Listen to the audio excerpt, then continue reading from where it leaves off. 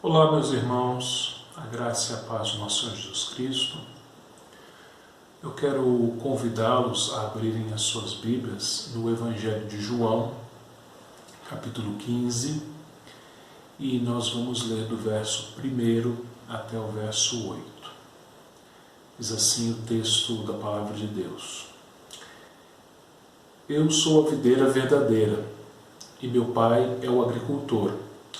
Todo ramo que, estando em mim, não der fruto, ele o corta, e todo o que dá fruto, limpa para que produza mais fruto ainda. Vós já estáis limpos pela palavra que vos tenho falado. Permanecei em mim, e eu permanecerei em vós. Como não pode o ramo produzir fruto em si mesmo, se não permanecer na videira, assim nem vós o podeis dar, se não permanecerdes em mim. Eu sou a videira, vós os ramos. Quem permanece em mim e eu nele, esse dá muito fruto, porque sem mim nada podeis fazer. Se alguém não permanecer em mim, será lançado fora, à semelhança do ramo, e secará, e o apanham, lançam no fogo e o queimam. Se permanecerdes em mim e as minhas palavras permanecerem em vós, pedireis o que quiserdes e vos será feito.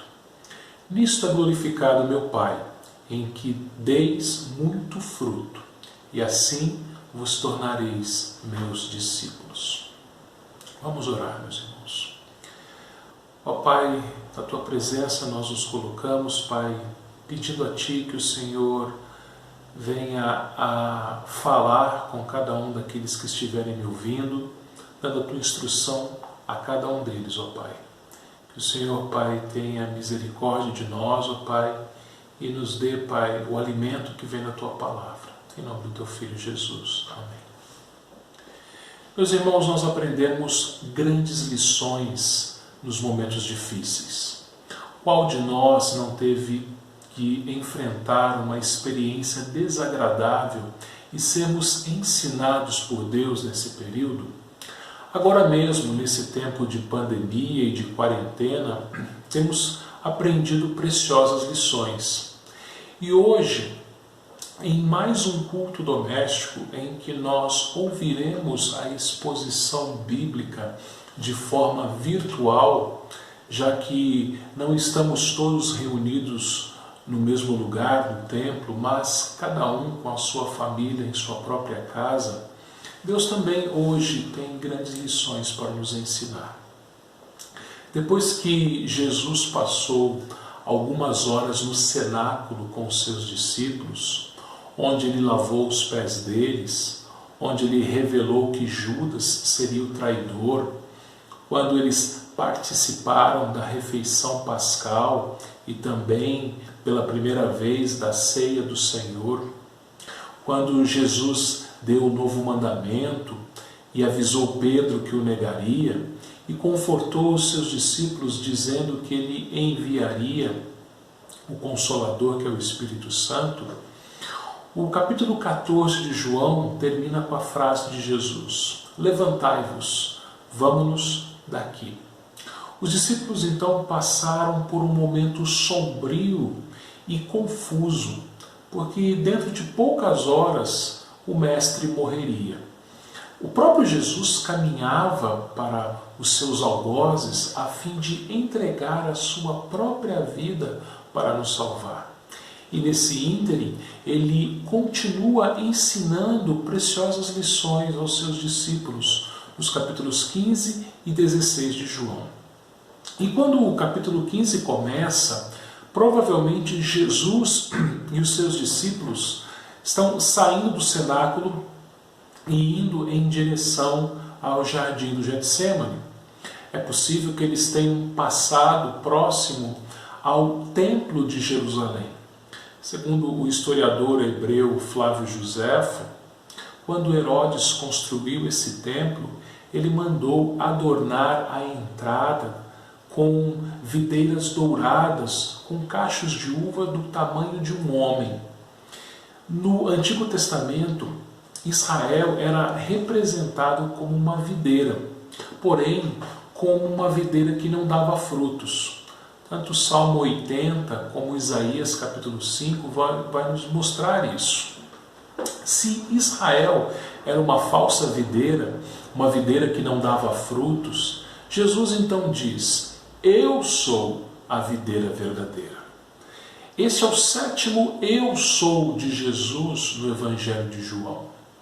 Eu sou o pão da vida, eu sou a luz do mundo, eu sou a porta das ovelhas, eu sou o bom pastor, eu sou a ressurreição e a vida, eu sou o caminho, a verdade e a vida, e eu sou a videira verdadeira.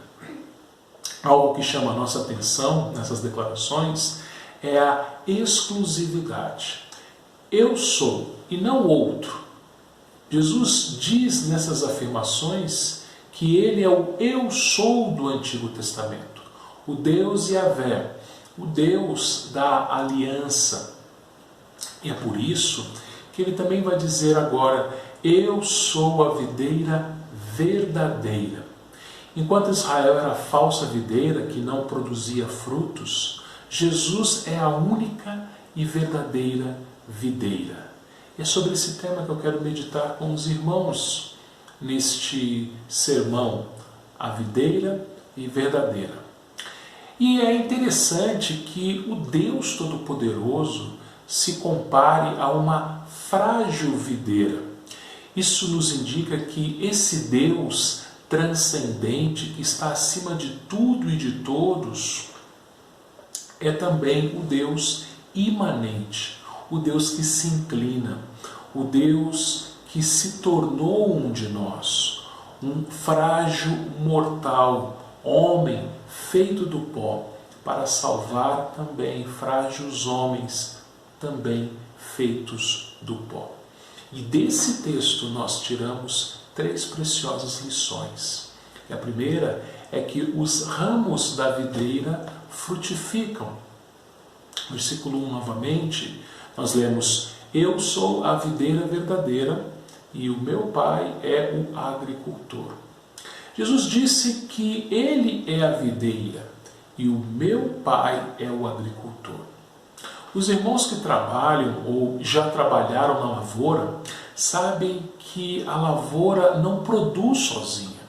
É preciso que o agricultor acorde cedo, todos os dias, vá preparar a terra, plantar as mudas ou sementes, regar, adubar, podar, tratar, colher, colocar nas caixas, carregar o caminhão, tudo isso debaixo de sol e de chuva, de frio e de calor. O trabalho do agricultor ele é um trabalho duro e sem folga. Vejam, meus irmãos, o Senhor Jesus nos diz que o Deus Pai é o agricultor. Ele que teve a iniciativa de nos abençoar com toda a sorte de bênçãos espirituais, de nos escolher nele antes da fundação do mundo, de nos predestinar para ele e nos adotar como filhos, conforme Paulo nos diz lá em Efésios capítulo 1.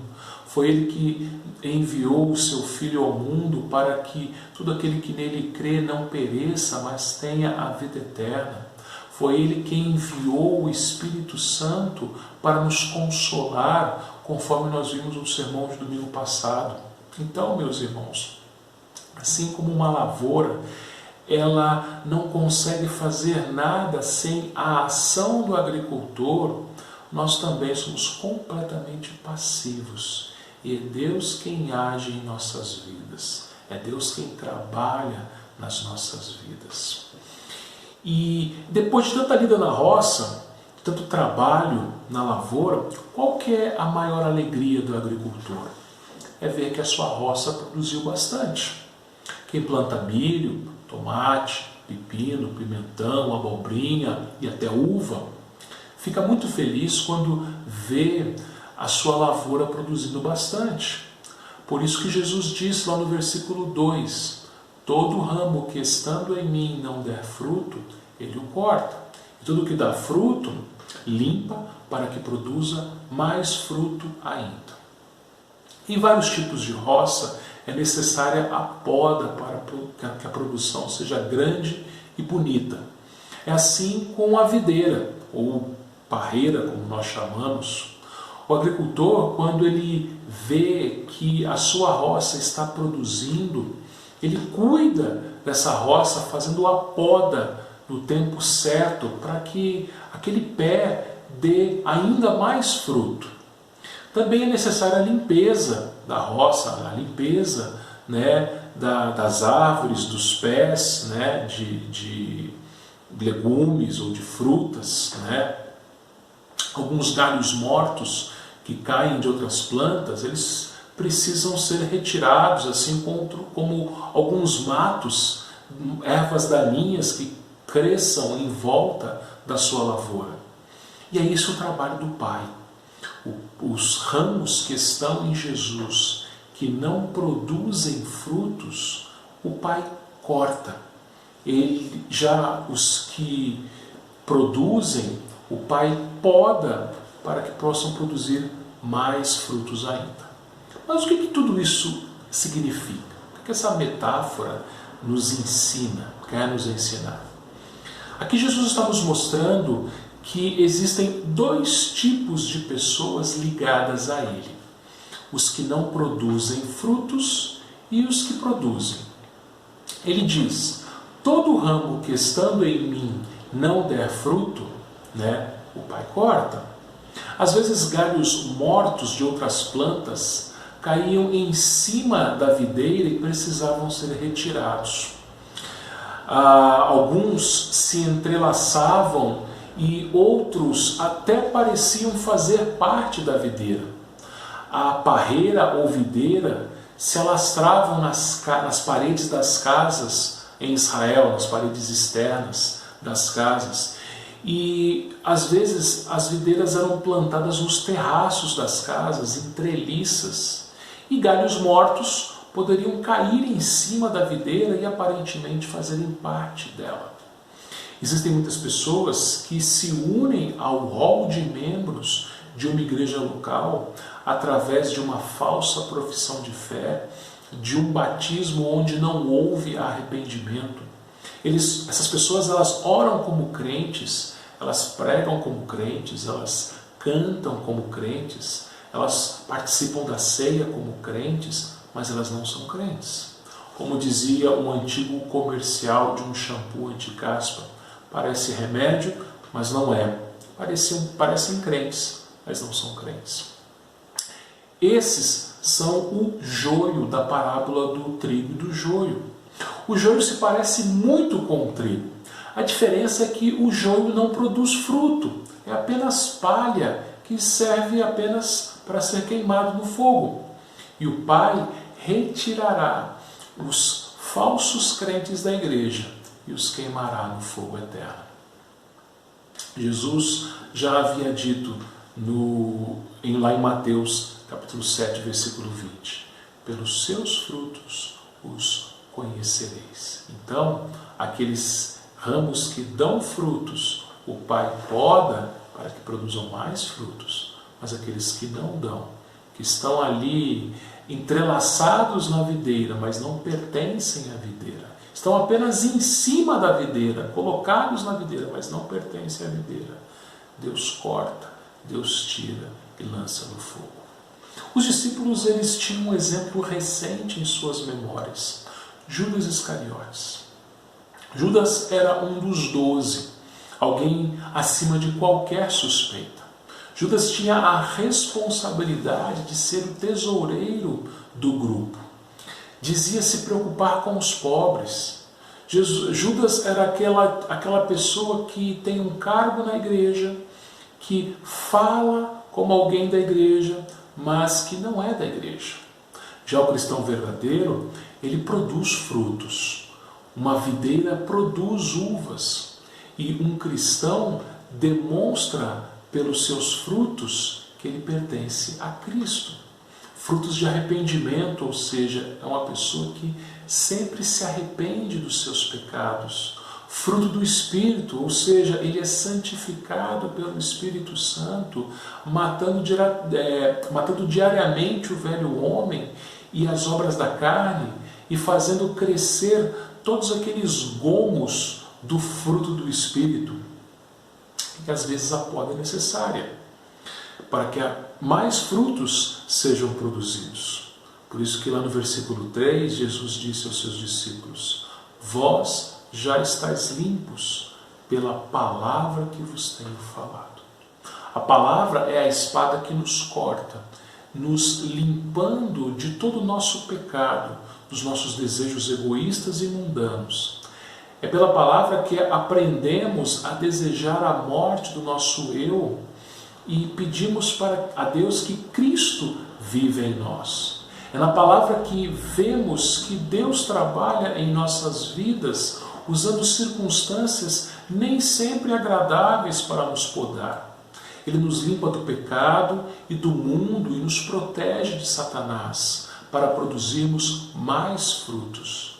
Ele nos faz passar por sofrimentos, tribulações e provações para produzir em nós crescimento e assim frutificarmos.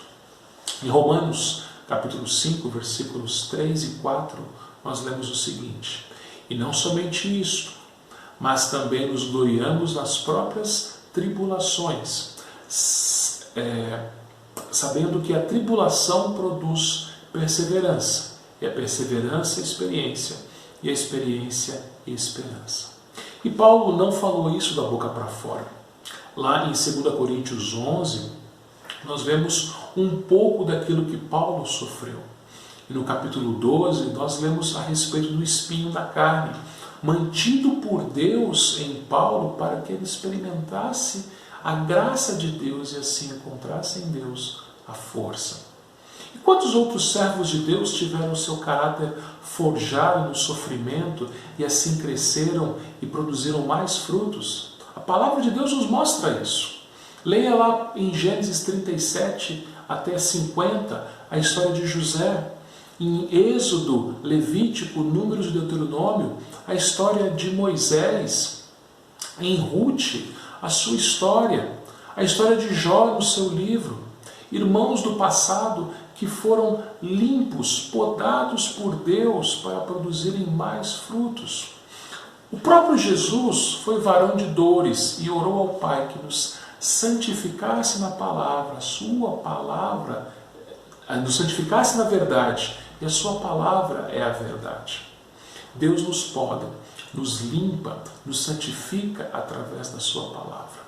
Por ela nós sabemos que todas as coisas cooperam para o bem daqueles que amam a Deus, e esse bem é sermos conformados à imagem do Filho de Deus. Nós temos ainda uma segunda lição que esse texto nos ensina. Os ramos, eles são totalmente dependentes da videira. Versículo 4 nós lemos assim: permanecei em mim e eu permanecerei em vós. Como não pode o ramo produzir fruto em si mesmo, se não permanecer na videira, assim nem vós o podeis dar, se não permanecerdes em mim. Do versículo 4 até o versículo 10, daqui de João 15, Jesus vai falar 11 vezes a respeito do verbo, vai dizer 11 vezes o verbo permanecer. Jesus deseja aqui ensinar a ligação que existe entre a videira e os seus ramos. A seiva que vem do caule da videira é transmitida aos seus ramos, levando nutrientes e água, para que assim os ramos possam produzir frutos. Um ramo fora da videira, sozinho, não consegue produzir frutos. Pelo contrário, fora da videira esse ramo está morto, ele seca e ele é queimado. Unido com Cristo, nós temos vida, recebemos vida dele e vida em abundância. A salvação nos é dada por Cristo. Deus é o nosso Pai e o Espírito nos santifica através de Cristo. E conseguimos produzir frutos, sendo cada vez mais parecidos com Ele, com o auxílio dele, de Cristo. As pessoas do mundo buscam satisfação em suas vidas em coisas, em pessoas, em relacionamentos, em empregos, trabalhos e até mesmo em igrejas. Várias igrejas vivem em torno do seu próprio umbigo, com suas reuniões, atividades, agendas e departamentos. São igrejas que não crescem, mas incham. Isso porque um organismo saudável cresce, mas um organismo doente, ele incha. Quantas são as igrejas que se exaltam a si mesmas? Eu já conheci algumas igrejas assim, em que os seus membros e os seus líderes enchem a boca para falarem o quão importante suas igrejas são, quão grandes são as suas realizações e quão bonitos são os seus templos. Israel também era assim. Eles se achavam superiores aos outros povos porque tinham a lei e a circuncisão, conforme Paulo nos diz lá em Romanos capítulo 2. Mas vejam, meus irmãos, nos últimos 2 meses, Deus nos fez ficar longe dos nossos templos, das nossas escolas bíblicas dominicais, das nossas sociedades internas e federações, dos nossos concílios, dos nossos ministérios de música e até mesmo da mesa do Senhor. O Senhor está nos ensinando que, embora tudo isso seja bom, somente Ele é necessário para as nossas vidas. Cristo é suficiente e é dele que nós dependemos completamente. É claro que quando for possível nós retornaremos a todas as nossas atividades, retornaremos a cultuar a Deus no templo. Mas o que precisa ficar bem claro é que tudo isso não nos satisfaz.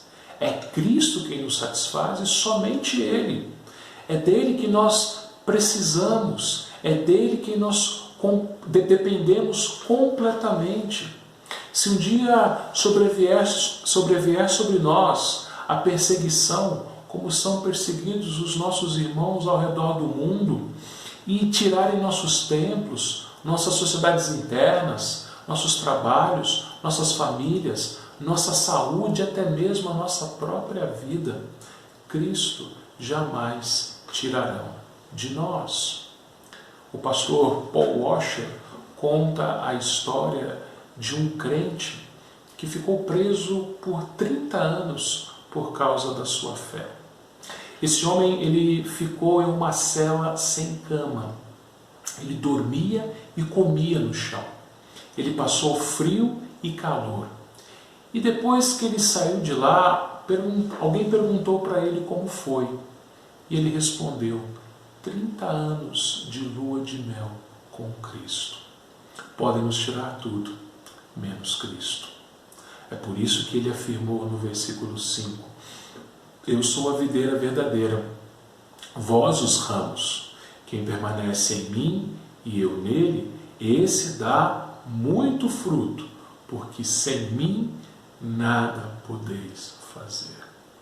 O nosso crescimento espiritual, a nossa frutificação, só é possível em Cristo Jesus, porque nada podemos fazer sem Ele. Sem Ele, nós não podemos nem mesmo respirar. Sem a videira, o ramo nada é, não consegue frutificar, não passa de um pedaço de pau morto. Algumas pessoas acham que são alguma coisa, orgulham-se das suas riquezas, da sua inteligência, dos seus corpos, dos seus talentos, das suas conquistas. E como eu falei anteriormente, alguns crentes se orgulham de suas igrejas grandes e templos bonitos. Mas assim como o ramo fora da videira não passa de madeira morta, esses se esquecem que são pó e para o pó retornarão. Só conseguiremos ser crentes melhores, que dão muitos frutos espirituais, com a ajuda de Cristo. E para que serve um galho fora da videira? Muitas árvores possuem madeira de qualidade, útil para a fabricação de móveis, de casas, de ferramentas e de outras coisas. Acontece que a madeira da videira não serve para nada. Um ramo fora da videira não tem utilidade nenhuma. Lá em Ezequiel capítulo 15, nós lemos que a única coisa que se pode fazer com a madeira de uma videira é queimar. Por isso que Jesus disse aqui no versículo 6, se alguém não permanecer em mim, será lançado fora, à semelhança do ramo, e secará, e o apanham, lançam no fogo e o queimam. Unidos com Cristo, frutificamos. Sem Cristo, seríamos lançados no inferno. Os ímpios, estejam eles fora ou dentro da igreja, serão queimados no lago de fogo e enxofre. De nada adianta a religiosidade humana, de nada adianta ser membro de uma igreja, ser dizimista, ter um cargo e se parecer com um crente. Não dá fruto. Isso porque não está ligado a Cristo e não é dependente dele. E como sabemos se um ramo está ou não ligado à videira? Jesus disse, pelos frutos os conhecereis. Então, alguém que pensa apenas em si mesmo, que não ama a Deus e o seu próximo, mas ama somente a si mesmo, esse será queimado. Aqui em João 15, no versículo 10, Jesus ainda disse, se guardardes os meus mandamentos, permanecereis no meu amor. Quem ama a Deus, obedece a Deus e se torna santo como Ele é santo. É esse o fruto. Mas, meus irmãos, nós temos ainda uma terceira lição que esse texto nos ensina. A vida da videira e dos seus ramos glorificam a Deus. Versículo 7, nós lemos Jesus dizendo, se permanecerdes em mim e as minhas palavras permanecerem em vós, pedireis o que quiserdes e vos será feito. Vou te fazer uma pergunta. Do que você tem orado? O que você tem pedido a Deus? Aqueles que não permanecem na videira, que é Cristo, orarão pedindo dinheiro, bens, conforto e tudo aquilo que lhe faça bem. O que não permanece na videira vai orar pedindo bem-estar para si mesmo. Não vou aqui negar que as bênçãos que Deus nos dá são muito boas, mas elas só nos farão bem se glorificarem a Deus. Jesus aqui estava ensinando aos seus discípulos mais uma vez a orarem. Aliás, anos antes, eles fizeram esse pedido para Jesus, lá em Lucas capítulo 11. Eles pediram para que Jesus os ensinasse a orar. E Jesus nunca orou pedindo conforto e bem-estar para si mesmo. Pelo contrário, ele orava pedindo para que a vontade do Pai fosse feita e que o Pai fosse glorificado. Nós vemos isso na oração sacerdotal e também na sua oração no Getsemane. E é dessa forma que nós devemos orar. Uma vez que nós estamos ligados a Jesus e somos dependentes dele, só conseguimos orar pela mediação dele. Nós permanecemos nele e a sua palavra permanece em nós. É a sua palavra que nos mostra a maneira como nós devemos orar. O livro dos Salmos é um livro de orações. Em Mateus, somos exortados a pedir. Lá nós lemos, pedi e dá-se-vos-á, buscai e achareis, batei e abrir-se-vos-á, pois todo o que pede recebe, o que busca encontra, e a quem bate abrir-se-lhe-á. Em 1 Tessalonicenses, lemos que devemos orar sem cessar. E em 1 João, somos lembrados que, se pedirmos alguma coisa segundo a sua vontade, a vontade de Deus, Ele nos ouve. 1 João 5,14. É interessante que no contexto, aqui, no versículo 21, João disse, filhinhos, guardai-vos dos ídolos. Quando oramos pedindo a Deus que faça a nossa vontade, nós somos idólatras e Ele não nos ouve. Os apóstolos, eles aprenderam bem esse ensino de Jesus. Eles ensinaram os crentes da igreja primitiva. Lá em Atos 4, nós lemos que a igreja estava orando não pela segurança ou conforto ou bem-estar dos apóstolos, mas pedindo intrepidez para que eles continuassem anunciando a palavra. E Deus ouviu a oração deles. Eu tive um pastor que ele dizia, Cuidado com aquilo que você pede. Deus pode ouvir. Se você tem pedido para se parecer mais com Cristo, tem pedido para que o seu velho homem seja morto e o seu novo homem viva, se você tem pedido para carregar a sua cruz, Deus ouvirá.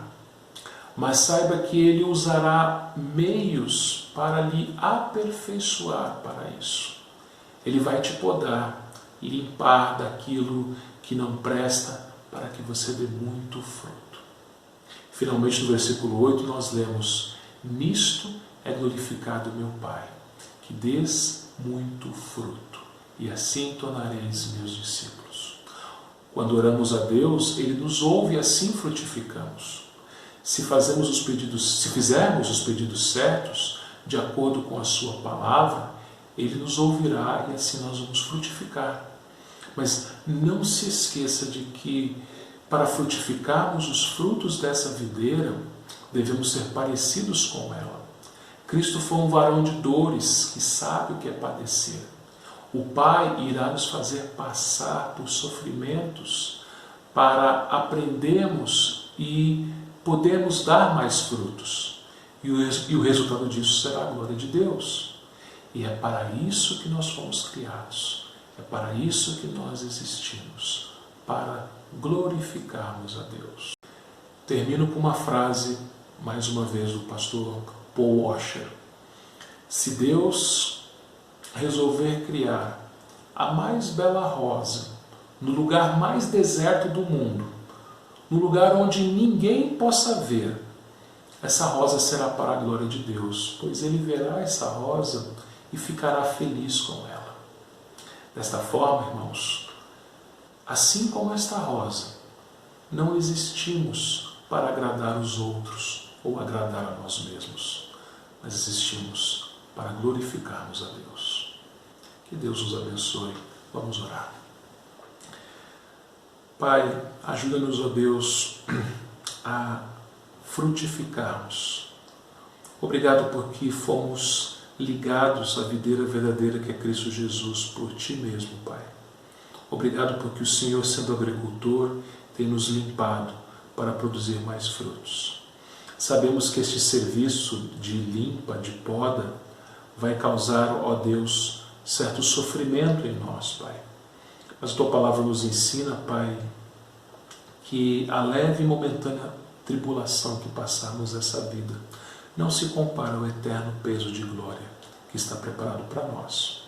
Então, Pai, mesmo que tivermos que passar pelas piores tribulações, sabemos, Pai, que o Senhor fará isso para que nos tornemos mais parecidos com Teu Filho Jesus, que sofreu dores terríveis naquela cruz, que foi abandonado por Ti, carregando sobre Ele os nossos pecados. Obrigado porque o Senhor nunca nos abandonará. E obrigado porque sabemos que sem Ti nada podemos fazer e somos totalmente dependentes de Ti. Sustenta-nos com a Tua graça, ó Deus, e ajuda-nos, ó Pai, a orarmos de maneira que Te agrade, orarmos de acordo com a Tua vontade, com a Tua palavra, para que a Tua vontade seja feita, assim na terra como no céu, seja feita na vida de cada um de nós. Perdoa-nos, Pai, quando nos afastamos de Ti. Perdoa-nos, ó Pai, quando somos rebeldes contra Ti, quando pecamos contra Ti. Limpa-nos, ó Pai, de todo pecado, através do sangue do Teu Filho. É o que te pedimos em nome de Jesus. Amém. Muito obrigado, Deus te abençoe e um grande abraço.